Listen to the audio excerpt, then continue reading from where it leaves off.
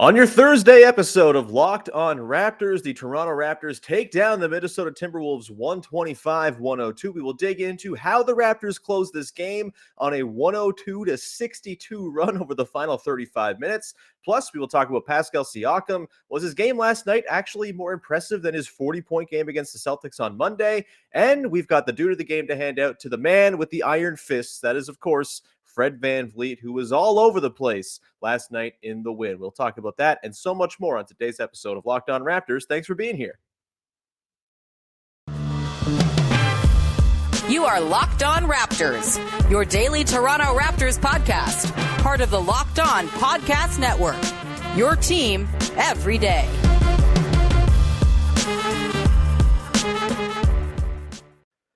Hey, what's going on? Welcome to episode number 1149 of Locked On Raptors for Thursday, March the 31st. I'm your host, Sean Woodley of RaptorsHQ.com. You can find me on Twitter as always at WoodleySean. You can find the show at Locked On Raptors. And of course, you can find the podcast free and available wherever you get your podcasts for the low price of a click and a subscribe or a follow or a review or a rating. That is very, very nice if you do those types of things to help support the show. Thank you in advance. You can also go to YouTube and subscribe over there. Hit the big red subscribe button and help the push towards 1,800 subs. We're getting close. So thanks to everyone who's hopped on board here recently. The postseason's coming up. It's an exciting time. If you have a friend who likes the Raptors, is getting into it, direct them to the podcast. I would appreciate it very, very much, as I appreciate you making us your first listen of the day. Off the top, I want to apologize. I was going to record an episode last night from the arena, but being me, I forgot my microphone. And so we are back in the usual recording studio in my humble little office in my little apartment. And so, we will do an episode probably from the arena on Monday after the Sunday night after the Kyle Lowry return, provided I remember my microphone that night. So just keep an eye out for that. Either way, thank you so much for being here. We're going to dive into a really fun win over the Minnesota Timberwolves last night, 125-102. Sluggish start for the Raptors in this one. Did not look like it was going to go super well against a very stout and long and kind of Raptors-y Minnesota defense. Perhaps not surprising that they're Raptors-y, considering Chris Finch is the coach over there, Nick Nurse's best pal, former Raptors assistant coach. And they have a lot of dudes who give you problems, especially when it comes to packing the paint, keeping you away from the rim. And we'll get into some of the ways in which the Raptors worked around that. Most of them have to do with one Pascal Siakam. Plus, we are also going to dive in to some box score notes and dig into some sort of trends from the game. I want to talk about the starting lineup.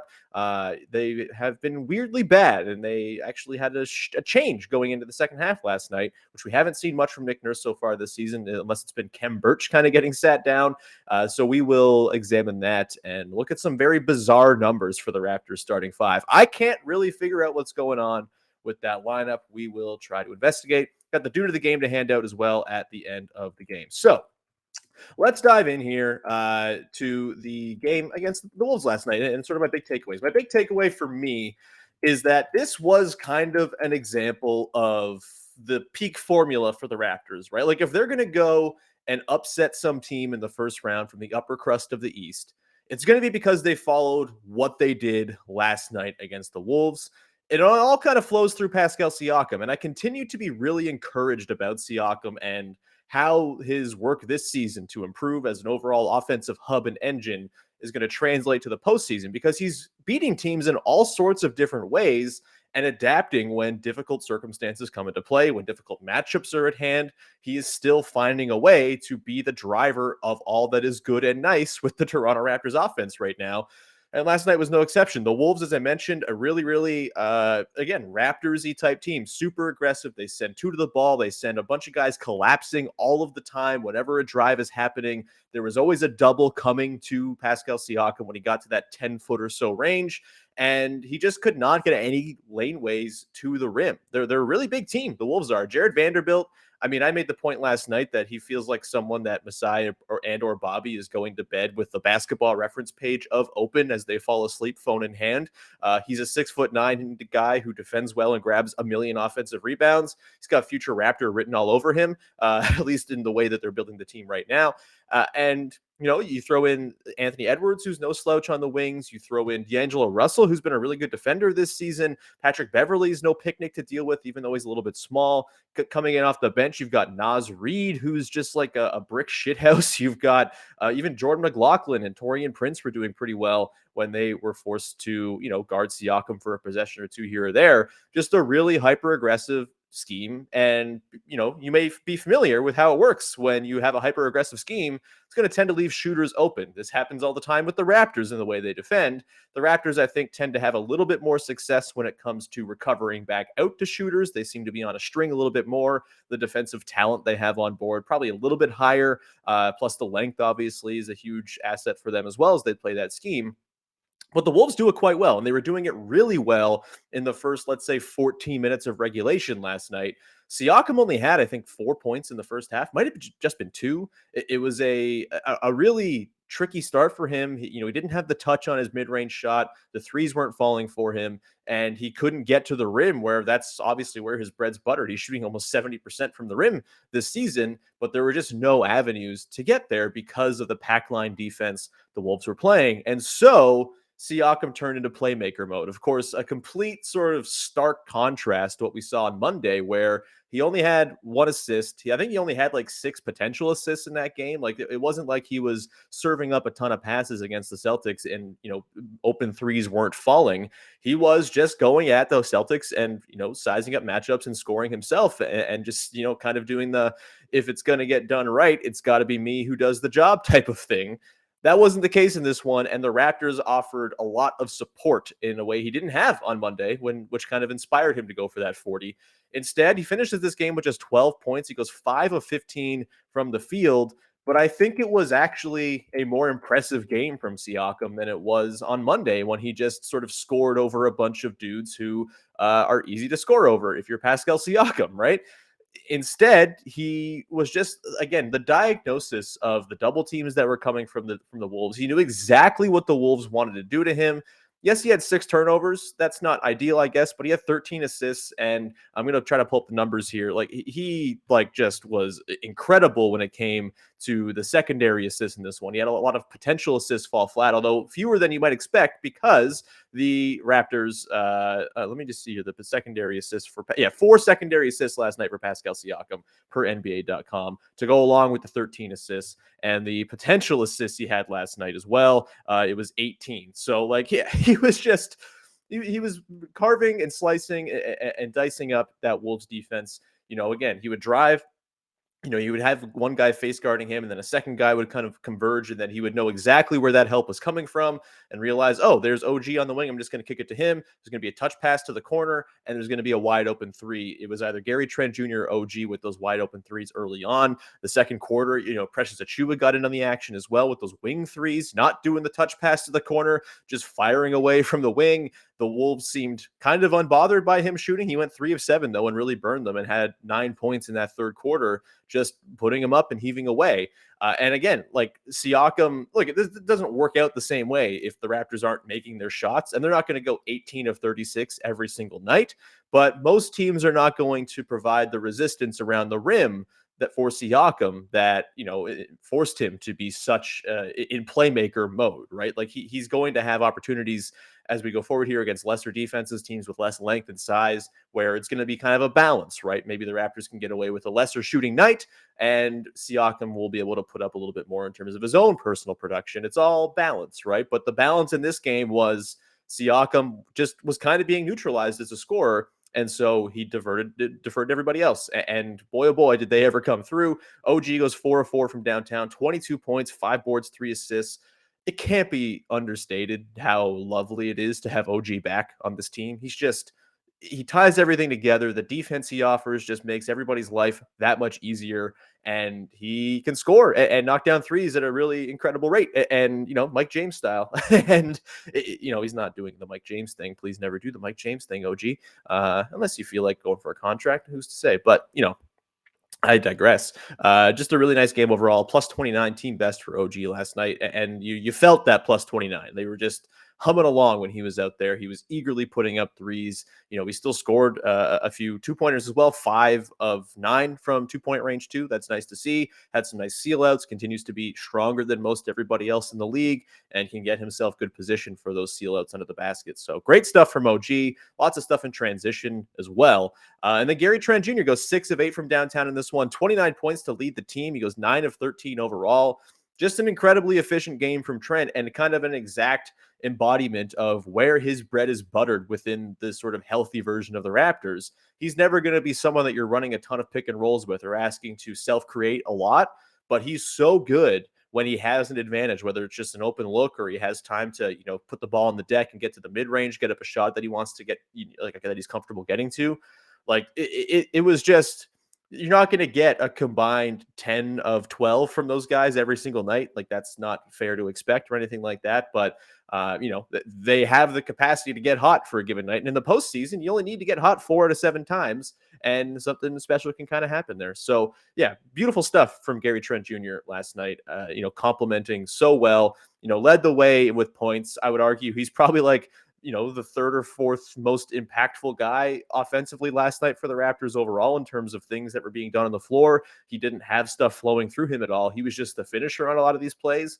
And boy, oh boy, they needed a finisher last night in the worst kind of way with Siakam being so troubled by what the Wolves were doing to him. So yeah, this is the formula. The turnovers were like out of control, 22 forced turnovers for the Raptors last night. Not a lot of them were live ball. They only had 10 steals. And it's especially took them time early on to really get out on the run. They just could not convert whatsoever in that first quarter or at the start of the second quarter on those transition looks. And they weren't getting quite as many of them as you'd like, because a lot of these turnovers, it was a slop fest in the first quarter. They were just like kicking it around, both teams throwing it away. And it was like, side outs and things like that after these turnovers in a lot of cases. So it doesn't quite tell the whole picture, but again, 22 forced turnovers overall. You'll take that every time. And we'll talk about the guy who forced literally half of those turnovers in the final segment of the show. But we're going to continue on here and dive into some thoughts on the starting 5 and some other box score notes from last night. We'll get to that in just 1 second. But first, I want to tell you about our friends over at NBA Top Shot, which is the future of what being an NBA fan looks like. It's part trading cards, part stock market, part fantasy sports with a built-in loyalty program. NBA Top Shot has evolved trading cards and made it easier to buy, sell, and trade by removing the hassle of card grading, shoe boxes, and binders. Their 24/7 peer-to-peer marketplace lets you scroll through all your favorite players and teams. Once you find the moment you've been looking for, you can buy it in a couple of clicks. And if you sign up today at NBA Top Shot, you're the best way to start is by getting yourself a starter pack. You can pull a moment of a superstar like LeBron or KD, or star rookies like your boy Scotty Barnes. Head over to lockedon.nbatopshot.com to start building your collection today. That is lockedon.nbatopshot.com to start your collection today with our friends at NBA Top Shot. All right, we continue on here with your first listen of the day, and I got some box score notes to run through from last night's game, and we should probably begin with the Raptors starting 5, which has been perplexing. This was a line of conversation before the game last night in Nick Nurse's pregame availability. I believe Eric Koreen actually wrote about this today over at The Athletic. I haven't read it yet, but I would imagine he does quite a good job diving into this very befuddling collection of players that the Raptors are starting games with when they're healthy. Last night, I believe, was the 20th time only they've had their starting 5, their sort of ideal starting 5 of VanVleet, Trent, Anunoby, Siakam, Barnes available. And it did seem before the game like there was a little bit of apprehension about that lineup against Karl-Anthony Towns. That proved to be well-founded early on in this game. I mean, Towns was, kind of dunking everything he wanted to. He kind of finished the game slowly, didn't really, get back to where he was in the early part of this game as it progressed. 16 points, 10 boards, 3 assists for him on 7 of 13. Only shot 1 3, which is something you'll happily live with if you're the Raptors, because Karl-Anthony Towns is very good at shooting threes, as it turns out. But I thought the starting 5, I have no problem rolling with that lineup, regardless of the matchup. I feel like you can adapt and evolve, and I think that lineup can do things to other teams that makes them think about, all right, should we size down? Should we change what we've got going on? Because they're so good on the offensive glass, despite being small and all of that. But there's something going on with this lineup, and I can't quite put my finger on it. It just has not quite performed at a consistent, high level. And it's even more perplexing when you kind of break it out quarter by quarter. So overall, over the course of the season so far, this lineup, the Raptors starting five has played 315 minutes. Excuse me, 315 minutes at a minus 2.9 net rating per 100 possessions. Their defense is still like better than what their overall defense is. It's just under 110 points allowed per 100 possessions, better than their season long total. But their offense is floating around like 106 points per 100 possessions, which is just it's weird because it's the five best offensive players on the team. It's like three or four guys who can actively self-create, even more than that. I mean, Fred can self-create, Scotty can get himself a look, Pascal can, Gary, like they all can kind of do it on some level, varying degrees of success, of course, but it's a lineup with a lot of offensive firepower. Plus, you get the fact that they are on a string defensively and they're long still, even though they're small necessarily. Like, yes, in title they're small, but in actuality they're really not. It's 3, 6, 8, 6, 9 guys across the front line. That's a lot to deal with, even if you're giving up some at the center position. But still, they haven't been able to figure it out on the offensive end. Their transition game has not gotten going, and I just don't know how to sort of surmise this because there have been moments where it's looked amazing. The Raptors have been one of the best crunch time teams in the league this season, for example, and that lineup had a long run when they were healthy of just crushing teams late in games and sealing up victories for the Raptors. Let's go quarter by quarter just to break down their net rating to the number of minutes played within this Raptors starting five, just to add more confusion to the mix. So early in games, first quarters, they are getting bludgeoned as they did last night. 101 points per 100 possessions offensively, giving up 118.7 as a defensive rating, minus 17.6 overall in first quarter minutes, in 95 first quarter minutes for the starting five. Real bad, minus 17.6. In second quarters, they're a little bit better to close halves. That's typically when they'll come in. 122.1 offensive, 107.9 defensive, plus 14.2 in just 37 second quarter minutes. So not a huge sample there, a little bit noisy. Then you go to the third quarter, and all these samples are small comparatively, so they're all noisy, and that's kind of the point. Third quarters, they've been just fine, 105.7 offensive rating, so not scoring very well, but they are defending at a crazy rate, 101.4 defensive rating, a plus 4.4 in 104 third quarter minutes. And then you get into the fourth quarter, and they've been kind of even, 113 offensive rating, 112.6 defensive, plus 0.4 in 74th quarter minutes. So to refresh, minus 17.6 in 95 first quarter minutes, plus 14.2 in 37 second quarter minutes, plus 4.4 104 third quarter minutes, and plus 0.4 in 74th quarter minutes. It doesn't make any sense. There's no through line. I don't really know how to reckon with it at all. You would think, oh, maybe the first quarter is bad because they're playing opposing starters, but why are they good in the third quarter and at the end of second quarters? Like it all doesn't line up. And so I'm kind of on the side of Nick Nurse with this one. Last night before the game, when he was asked about that lineup and their sort of underwhelming numbers so far, he just pointed out like they haven't played really together consistently at all this season. They had that one stretch in the middle of the year, I guess like January is it kind of was into the middle of February when they were at peak health for a while there. And that was nice, but it's still not an enormous sample. Again, just 20 games combined for this lineup together. And all told, even, 315 minutes is not that much this late in the season for your most used lineup. And I'm going to sort of like, I still don't know. There's not enough information just yet to know if this lineup is viable going forward. In theory, it should be, but maybe it's the fact that Scotty Barnes is a little bit miscast as like a fifth option center. I mean, he's performed quite well in that role at times this season, so I don't even know if it's that. Maybe this is just kind of too many offensive cooks. This is actually something that I'm kind of interested in early in these games. They seem like they're kind of going away from Pascal early on. This happened last night. Siakam didn't even get a shot up in the first, 6, 7 minutes of the game. And it was a lot of Gary Trent Jr. actions. It was a lot of Scotty Barnes screening for Fred. It was a lot of OG actions and stuff like that, post-ups for OG. And they were not getting really anything out of it. They had a really tough offensive start. And so I kind of wonder if maybe like that's kind of by design where they realize, okay, the best things for us are going to happen when Siakam has the ball in his hands. But why not try to get guys going early on in games? Let's save Pascal for when things really matter, when the chips are down as the game progresses. He's playing such a heavy minutes burden. Is it by design that they're kind of intentionally doing the sort of lesser version of their offense with Pascal not being the central figure in the first 6 minutes or so?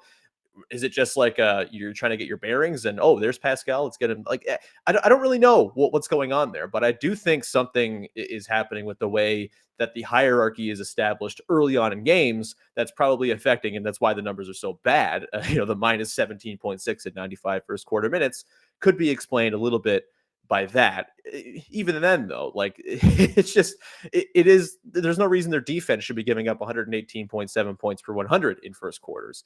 So again, I think we need more time with it. I think the matchup game is probably something Nick Nurse should play going forward. The numbers suggest that this isn't going to be maybe your sort of like your dead ringer lineup that's going to play 30 minutes a night when the playoffs are going and really kind of rack up scores for you. Maybe it's sort of a short-term, short burst type lineup. I'm not sure. But it's also like a weird thing to not start those five guys, and you have to hurt someone's feelings to move them to the bench.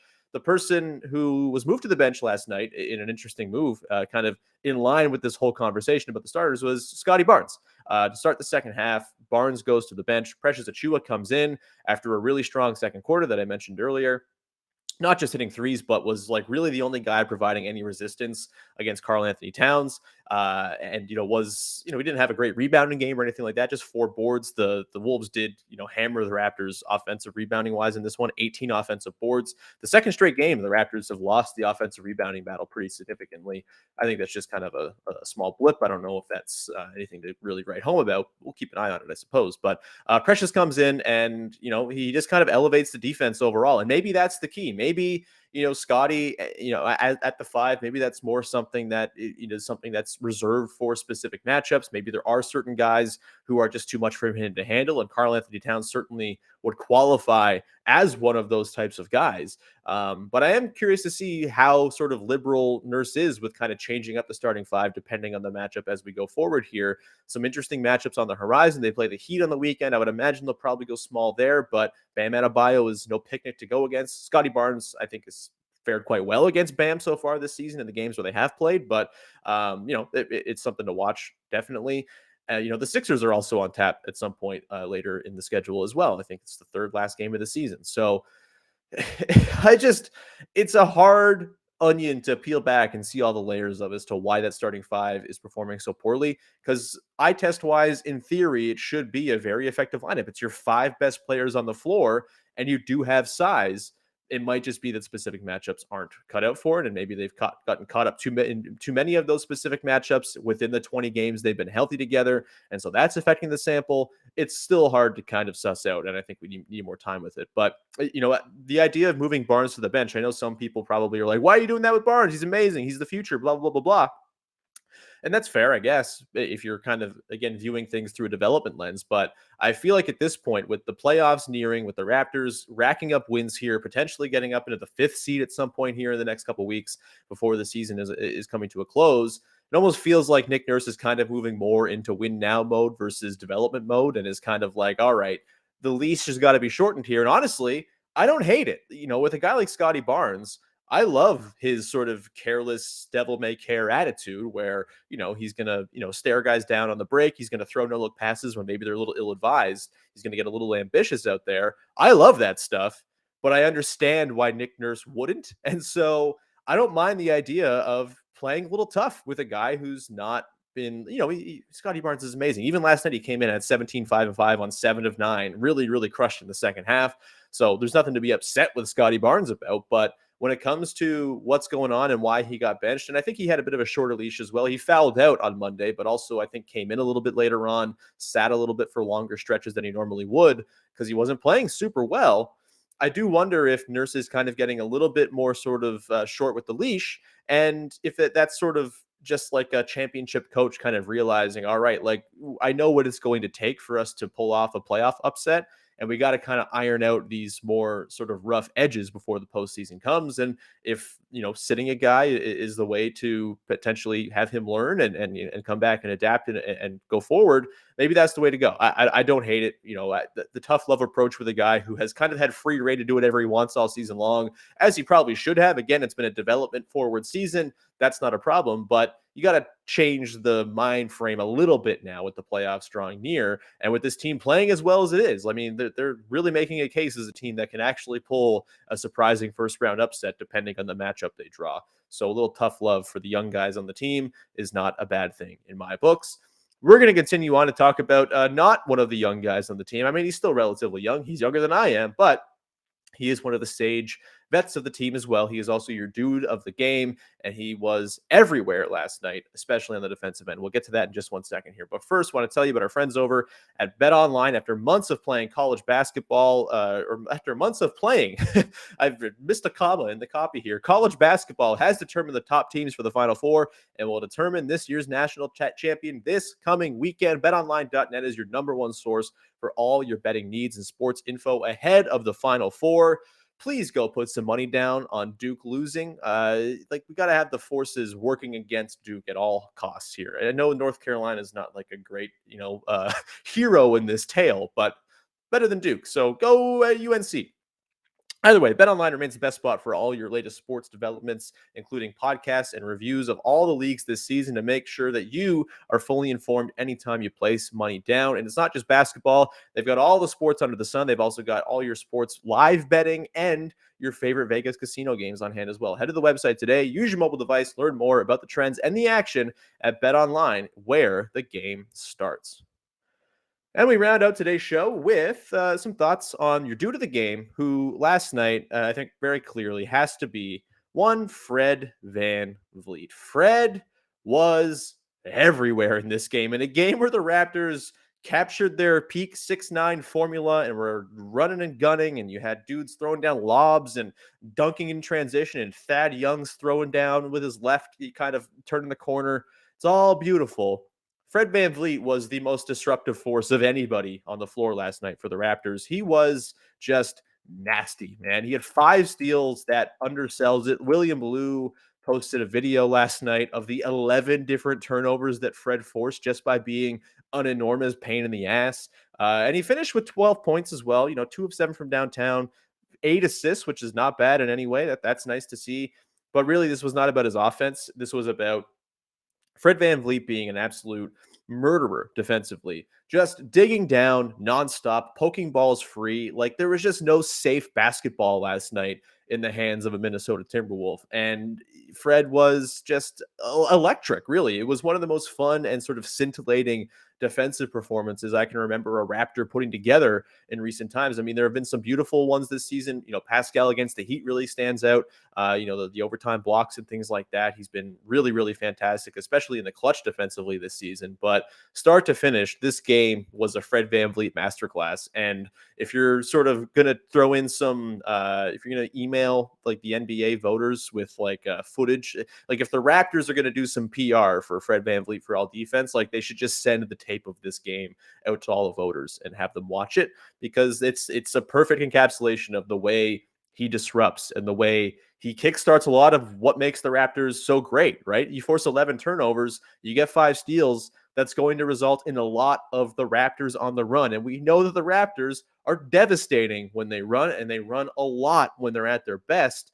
Last night, it really was sort of like the perfect feedback loop of Raptors basketball. I've talked about how the Raptors are kind of always in one of two things, either a positive feedback loop or a negative feedback loop. It's a little bit less than that now because they've actually established like a half-court offense that I think is pretty viable flowing through Siakam, but we've seen at points this season, the offense can really dry up. It can go for 6-7 minute spells where it's not scoring, and it only feeds into itself because the defense is giving up buckets. Their offense is having to play in the half court, and they're not getting out on the run and not forcing the other team to play against a set defense. It's just a nightmare. But last night, totally different. The Raptors force a million turnovers. They get it on the run. They're always playing in a set defense against the Wolves, who are coming at them. And it's just waves of Raptors arms and deflections and bodies all over the place. It was beautiful. And Fred was, again, the linchpin for all of that. He looked a lot better last night than I think he has really since the All-Star break. And I don't know, it might have just been like a one-game blip and maybe he felt good and the knee was feeling good. Or maybe there's some recovery going on here. I don't know. But even Nick Nurse pointed out after the game that he looked like he had some extra speed and some extra burst. And even though he was only 5 of 15 in this game, 2 of 7 from 3, he really did find himself at the basket a lot more often than we've seen. The Wolves were blocking everything last night. Poor Chris Boucher got blocked like 15 times, thereabouts. They had 9 blocks as a team last night. Fred got blocked a couple times as well on his forays to the rim just because he's a lot smaller than these guys, and they're not easy to move out of the way. He did have one Kyle Lowry bucket where he just moved a guy out of the way with his ass and scored. That was really fun and brought back some nice flashbacks ahead of the return on Sunday. But it just was a top to bottom beautiful effort from Fred VanVleet, and his offense looked a little bit more encouraging as well, at least with the burst and the process as opposed to the actual results. He just he's essential, right? The Raptors are not going to do what they have designs on doing if they don't have at least a good version of Fred VanVleet. It doesn't have to be perfect necessarily. And I talked yesterday in the podcast about how I think they can kind of survive a lesser offensive output from him, but they're not going to be able to survive without his deflections and the steals and turnovers he creates, because that's what they thrive on. And he is the biggest purveyor of such possessions.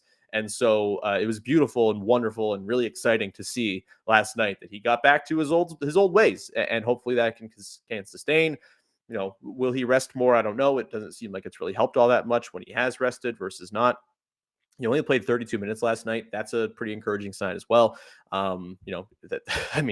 Huge that he only played 32 minutes considering they've been relying on him to play so goddamn much of late. But we will wrap up the conversation there and tie a little bow on it. Fred, great stuff. Happy to see Nick Nurse actually talking about it after the game with encouragement, as opposed to, the sort of resigned, yeah, he's hurt, he's battling through it and it's difficult. Not the case last night. Should be music to your ears if you are a Raptors fan. Just a quick reset on the standings now. The Cavs lost last night to the Mavericks and have some injuries piling up. They're now 2 games back of the Raptors.